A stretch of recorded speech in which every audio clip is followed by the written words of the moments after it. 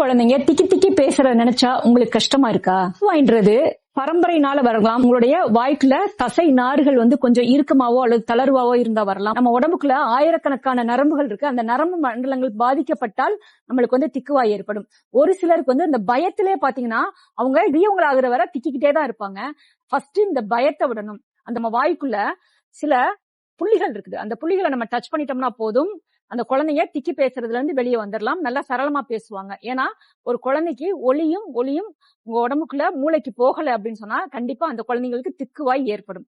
அந்த திக்குவாய் எப்படி சரி பண்ணலாம்? அந்த காலத்துல பாத்தீங்கன்னா பெரியவங்க கூழாங்கற்களை வாய்க்குள்ள போட்டு பேச சொல்லுவாங்க. அது என்னன்னு கேட்டீங்கன்னா, உங்களுக்கு நள்ளிருப்பு அடங்கல் சொல்லிட்டு உங்க நாக்குக்கு கீழே ஒரு அடங்கல் இருக்கும். அதுக்குள்ள நீங்களே உங்க குழந்தைங்களுக்கு விரலை விட்டு லைட்டா அப்படி இது பண்ணிட்டே இருந்தீங்கன்னா போதும், அந்த குழந்தைங்க அந்த திக்கி பேசுறத விட்டுருவாங்க. நீங்க ராசி வருமானம் வந்தீங்கன்னா கண்டிப்பா இந்த திக்கி பேசுறதுல இருந்து குழந்தைங்க அழகா சரளமா நல்லா நம்மள மாதிரி நார்மலா பேசக்கூடிய அளவுக்கு நம்ம ஆக்கிடலாம்.